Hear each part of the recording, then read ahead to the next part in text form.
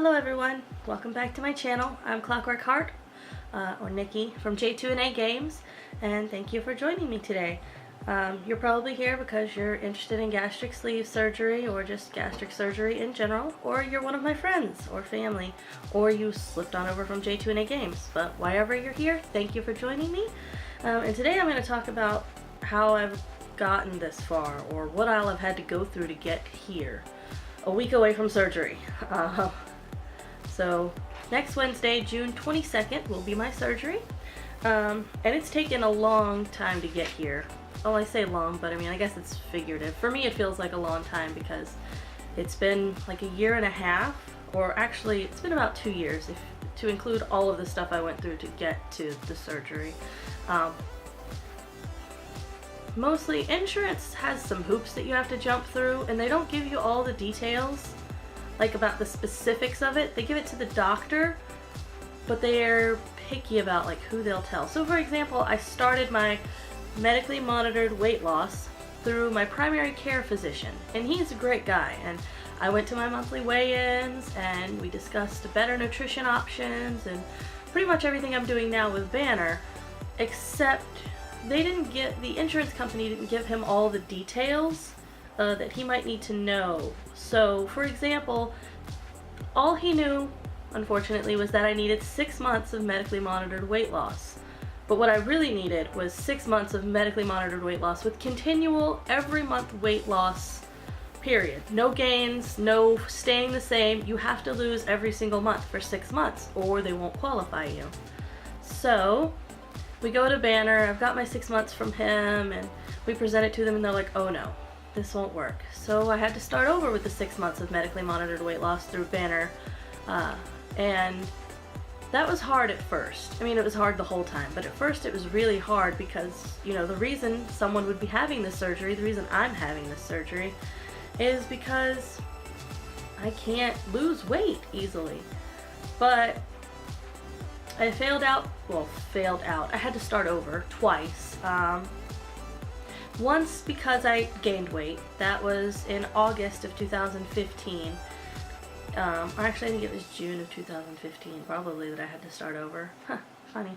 But it was a very stressful time. A lot was happening. And I couldn't focus on the diet. I should have, but I couldn't. I had other things on my plate that I focused more primarily on. And then, again, I had to start over in October of 2015 because I missed an appointment. And I don't remember why that was. I think we were out of town or I was sick, but if you don't go every 30 days, then you start over again. So no missed appointments and no weight gain. And so that was pretty hard. And the last 2 months of my medically monitored weight loss, which were February and March, were extremely hard. I actually managed Christmas really well, but the last 2 months were awful. I resorted to things like just not eating for days because I needed to lose the weight, and salads and protein weren't cutting it. I wasn't having any carbs and I still wasn't losing weight. I was exercising every night, but I know that's not uncommon. You plateau and there's nothing you can do about it. But yeah, the diet that the insurance requires really forces you to do some drastic things. So keep that in mind if you're thinking about the surgery. It's probably the best. For the best, if you're considering it, then you probably need it, because most people don't consider something so drastic for no reason, but the insurance will make you jump through hoops, so you should be prepared for that. And you know, the not eating for days would also cause problems with overeating. After you let my weigh in, I would be like, oh, thank God, I've got to eat like 6 plates of pasta. And I would, because I'll just not eat next month, which is a really bad habit to form. So, you know, the insurance requirements, I understand why they're there. They want to know that you're committed to the surgery, but at the same time, they can make you form some really, really bad habits. So don't do what I did if you can avoid it. And you know, another problem that I've had that's gotten, it's not a problem anymore, but in the beginning was just having enough for the appointments. Every visit was like $60, and that's a lot every month if you're living paycheck to paycheck, which we kind of were at the time. so I wonder if that appointment I missed it, I can't remember why I missed it, was just because I couldn't afford it.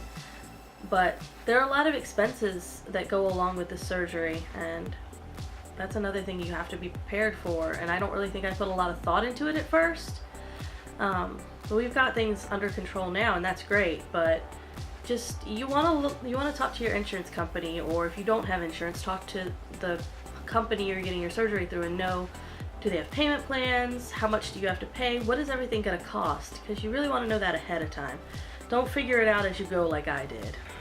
So that's like pretty much what I've struggled with up until now.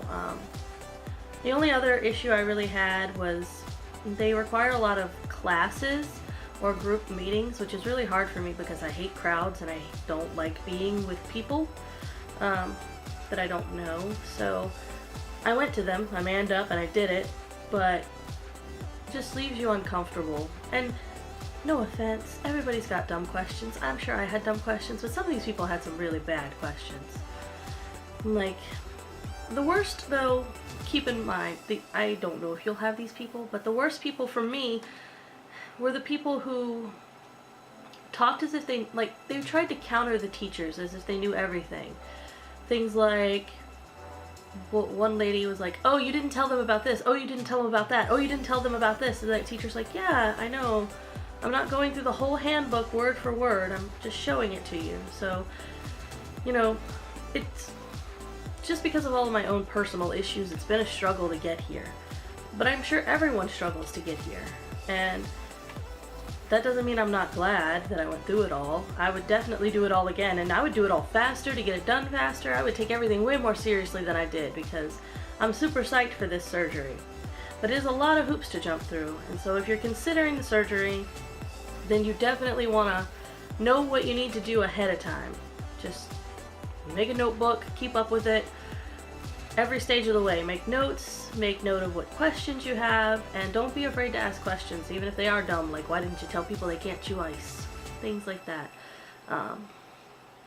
But yeah, I'm glad I am where I am, and in a week I will hopefully feel the same way, but when I'm laying in bed with several holes cut in my abdomen, but I'm sure I will.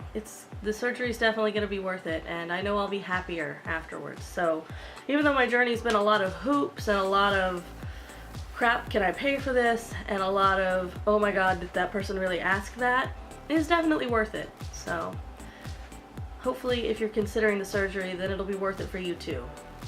So anyway, thanks for joining me. As always, if you have any questions or comments, leave them in the comment, whatever you call it, comments down below, and I will do my best to answer them.